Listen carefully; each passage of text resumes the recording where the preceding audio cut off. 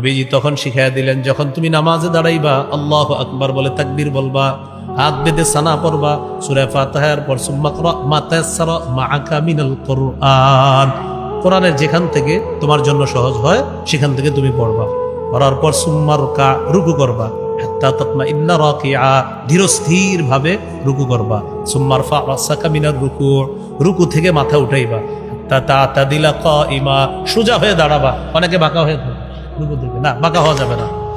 সুম্মা সুজুদের পর সিজদা করবা, সিজদা করবা হাত্তা তাতমাইন্না সাজিদা, ধীরস্থির ভাবে সিজদা করবা।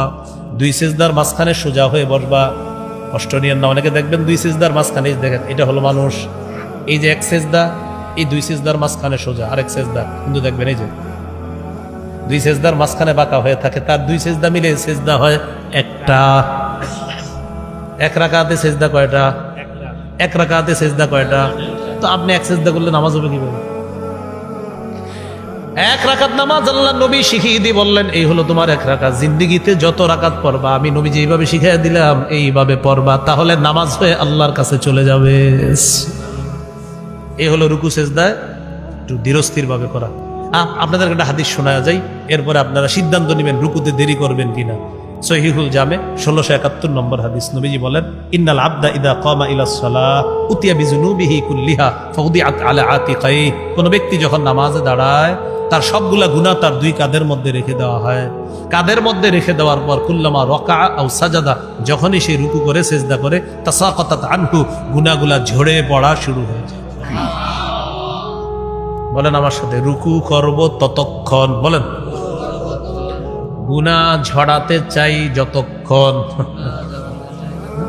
তাহলে আপনি যদি তাড়াতাড়ি ওঠেন তো গুনার মিটারও কমে, যতক্ষণ থাকবেন ঝরার মাত্রা তত বেশি হবে। ইবনে ওমরের বক্তব্য আছে এই ব্যাপারে। আব্দুল্লাহ ইবনে ওমর এক যুবককে নামাজ পড়তে দেখছে, তখন বললেন, আরে তুমি যদি আরেকটু রুকুতে থাকতা, আরেকটু যদি সিজদা করতা। হুজুর কেন? আরেকটু রুকু করতা, আরেকটু সিজদা করতা, তো গুনাহ ঝরার মাত্রাটা আরো বেশি হতো। মনে থাকবেনি? এলো নামাজ কায়েম করা। 3 নাম্বার, নামাজের পূর্বের এই শর্তগুলা, শরীর পাক, কাপড় পাক, নামাজের জায়গা পাক, সতর ডাকা, কেবলামুখী হওয়া, অক্তমতো নামাজ পড়া, নামাজের নিয়ত করা, এই বিষয়গুলোর প্রতি গুরুত্ব দেওয়া, মানে নামাজ কায়েম করা। 2 নাম্বার, আল মুহাফাজাতু আলা রুকুই ওয়াস সুজুদ, রুকু সেজদা সুন্দরভাবে আদায় করা, মানে নামাজ কায়েম করা। নামাজের রুকুর মধ্যে অনেককে দেখলে মনে হয় তিনি কারো সাথে পাল্লা দিয়ে প্রতিযোগিতা করতেছে তাড়াতাড়ি ওঠার জন্য।